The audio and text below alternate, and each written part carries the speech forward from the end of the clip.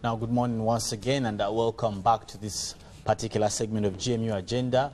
Now, we'll be looking at budget and strategy, at least for 2019-2020. Now, in studio with me, I have our guest is Magara Sirajeruima. So you're welcome. Yes, thank you. A budget policy specialist, a civil society budget advocacy group. You're very much welcome. Thank you, Mr. Presenter. Yes. Good morning, our viewers. Okay. Now we'll be looking at a couple of issues that have taken toll pre the budgetary session. Now, when you look at a couple of things that the Minister of Finance has outlined, at least 5 focus areas for the government, for the government's budget to estimate budget estimates for the 2019-2020 financial year. And of course, when you look at them vis-a-vis each other, you realize that there are a couple of issues that one would raise. And when you look at the first one that speaks of a focus on realigning our strategic intervention to address current challenges to achieve the desired socio-economic outcomes and harness growth opportunities. Now, one would say the ministry in itself has not contributed so much by far. What has been the contribution of, for example, when you look at, and I'll start with your civil societies and these NGOs, into this budgetary process? Do you have a contribution? Are you given room to? Yeah, thank you so much, the presenter. Thank you, viewers. I think in the first place, I would like to be very grateful to government. Okay. Because I think increasingly we have seen civil society getting space, trying to bring voices of the people into the budget. You know, the issues to do with the budget, at times when officers are in their boardroom, they have their own needs. Maybe the AC is wearing out, maybe the cars are not in good condition, and that's what preoccupies their mind. And quite often, you will find that the voices of the people, the taxpayers, is normally left behind. It does not get the priority. And as civil society, we work towards bringing the voice of a person who is deep in the village, who has gone to a health center and cannot access a Panadol, and who is going to die and is buried of lacking just chloroquine to cure malaria, and that voice ends up failing to reach in the boardroom. So we are happy that government finally has allowed us some space, especially Minister of Finance, where we can always participate, try to bring out those real voices to make sure that, yes, we want to buy airline, we want to buy this, but there is someone who is really failing to get medicine from the hospital. So I think I must say I'm very grateful on that line. Because maybe, Siraje, one would want to know, since government opened up this, because it is another thing opening up and contributing, and your voices of the voiceless being put in the budget, like the last, 2017, 2018, or 2018, 2019, these budgets, have you seen your contributions included or factored in the budget as civil society organization? Yes, I must say yes and no. Yes, in most cases, we make a contribution, and government sometimes takes many of them, but others sometimes they may not take. Sometimes I don't know whether they actually read and internalize some of the proposals we make, but I must say at least government is increasingly responding to our concerns, and they are somehow putting some of the issues in the budget. Okay. And for this budget now, because the budget process commenced, immediately when the new budget cycle ends, another one starts. So we are almost in the middle, and I think the National Budget Framework paper was relayed in Parliament by the Minister of Finance. Those are the initial proposals, because they went on consulting people, the formulation started. Now, the National Budget Framework paper, which contains the initial proposals of government, were relayed in Parliament by the Minister of Finance. And Parliament is trying to make responses on what the Minister relayed to them. And we are now trying to also make a contribution. as the budget stands, does it make sense to a common person? Okay. That's what we are interested in. Now, looking at the second aspect, you're talking about promoting human capital development to provide skilled and healthy labor force. With your experience, perhaps as civil society, one then would ask, when you look at the aspect of human capital, I don't know the arguments you've had as civil society in relation to budgetary allocations, but human capital, does the budgeting process, previously of course, accommodate growth of human capital? I'm going to look at human capital mainly on two fronts. That's okay. One, I'm going to talk about the education, because you need to skill the people with the employable skills, with the requisite skills. The second one is health. So when I look at those two, I think we are not doing very well. And considering the proposals for this year, this is the only year where we are seeing a cut in the health budget. Aware that every year that comes in, the population is increasing.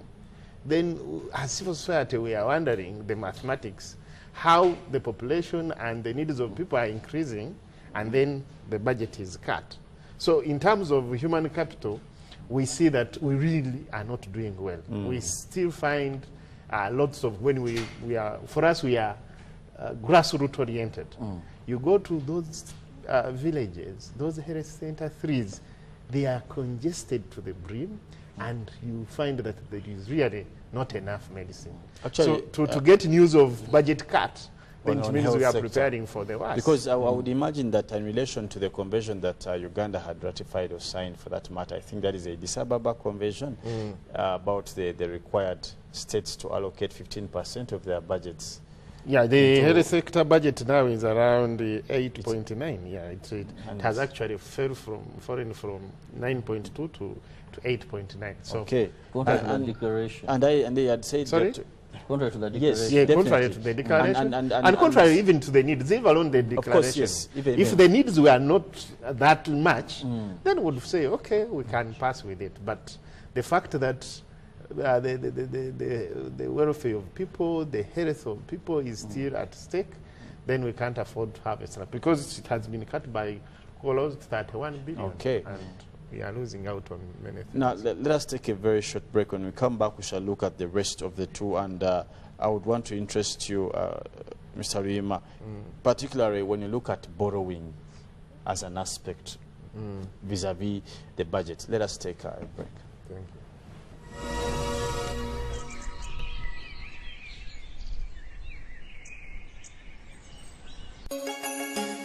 Better millionaire, better millionaire, better millionaire with Airtel money and with millions. Amanya gange nze Dumba Yusufu Nyanzi mbeera Kakiri pangudde akakadde k'ensimbi mu kazanyo ka beera millionaire ne Airtel money nkozesa star 185 ash nga nsindika ssente nga ngula data era mbasaba muwangule ku kazanyo kana ka beera millionaire ku Airtel money. Omuwanguzi bajja kukubira essimu nga bakozesa noti 752 mukaga noti 222 amateeka n'obukwakulizo bigobererwa. Airtel, the smartphone network.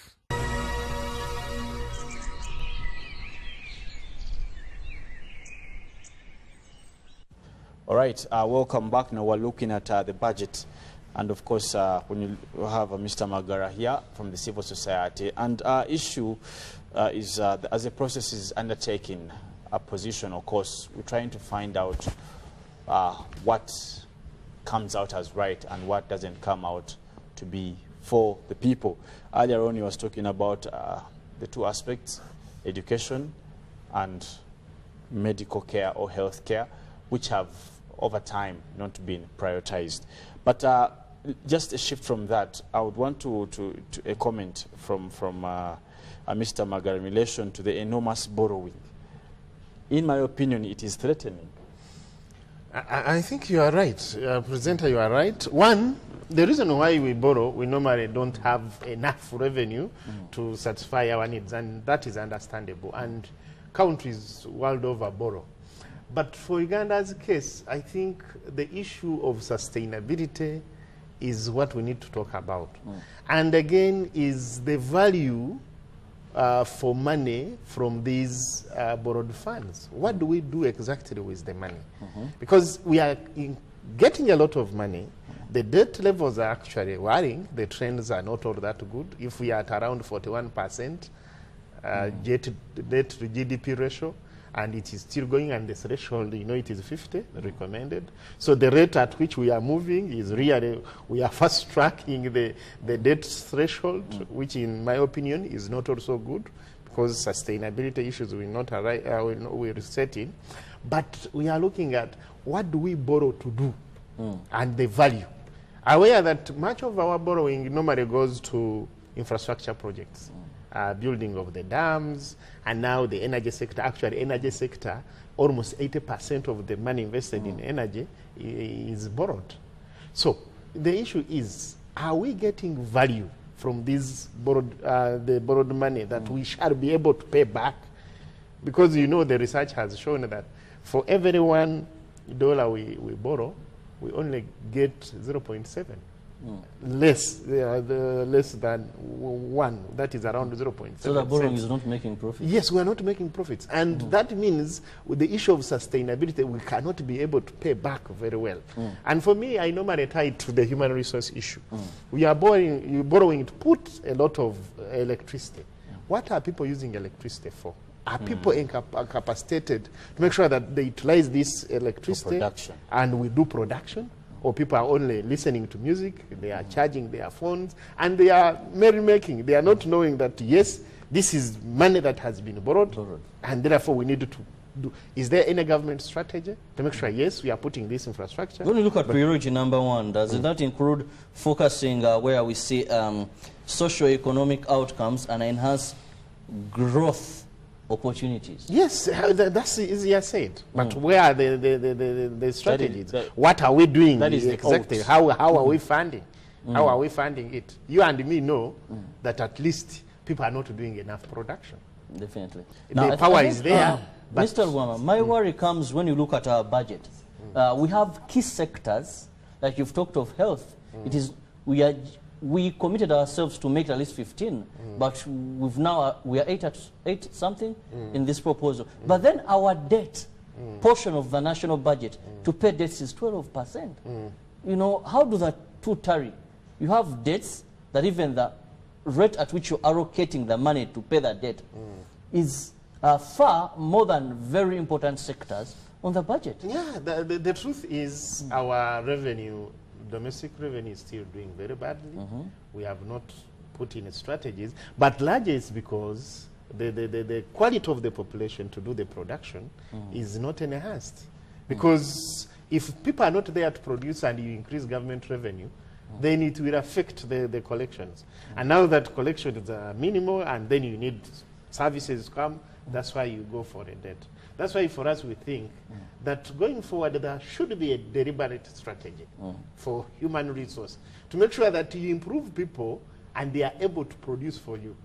And this business of thinking that we need to rely on foreigners and we hope they will be the ones to, investors to do the magic bullet, I think it also lacks some sustainability. Okay. Now I'm going to give Mr. Siraj about 2 minutes to give us a wrap-up of how you see this whole aspect before we can conclude, because we are running out of our time, but at least 2 minutes. First things first, I think we are grateful as civil society and to really be given an opportunity to participate in these budget processes. And we hope that we have made presentation. We are now doing presentations to Parliament, trying to show the gaps that are in the budget that need to be addressed in all sectors. And because we don't have limited time. But what I have to tell you is that as civil society, we go to the people, get the voice, and get alternatives. We don't just criticize for the sake of criticizing. We want to show government, yes, you are trying to do this, but check this. It is a better alternative, and it works for the people. Because for us, we are interested in getting things working for the citizens. Because the moment citizens are supported, they are given the priority, then everything moves on.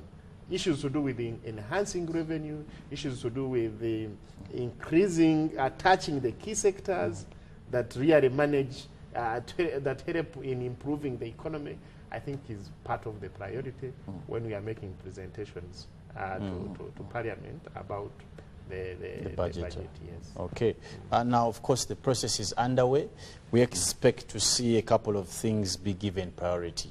Yes. Now, we hope and pray that things like aspects or sectors like health, security, take the top, because without these two, you realize the state may be in shambles.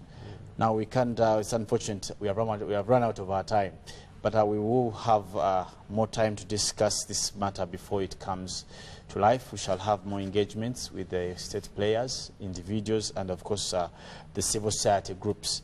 Now, we must say thank you so much for watching, and we have come to the end of this particular segment of our GMU agenda.